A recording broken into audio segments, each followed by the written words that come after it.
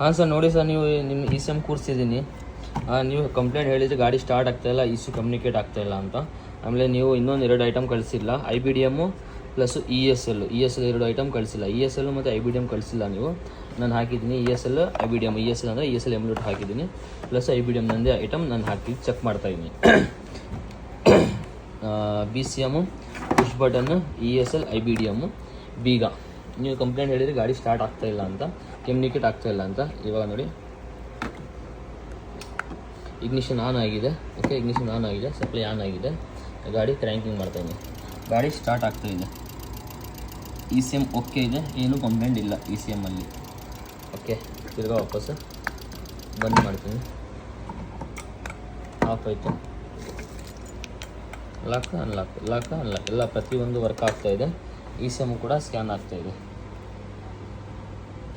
E C M ಕೂಡ scan ಆಗ್ತಾಯಿದೆ.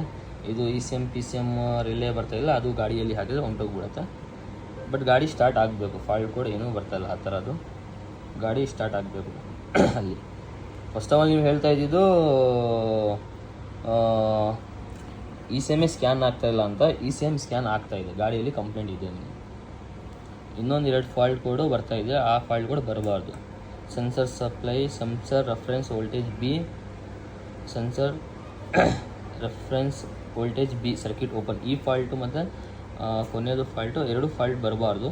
But fault ಕೂಡ ಬರ್ತಾಯಿದೆ, ಆದರೂ ಗಾಡಿ ಸ್ಟಾರ್ಟು ಆಗ್ತಾಯಿದೆ,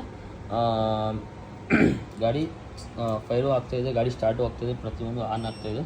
ಆಮೇಲೆ ಇನ್ನೊಂದು ಏನಂದರೆ ಸ್ಕ್ಯಾನು ಕೂಡ ಆಗ್ತಾಯಿದೆ. ಓಕೆ ಸರ್, ಏನೂ ಕಂಪ್ಲೇಂಟ್ ಇಲ್ಲ.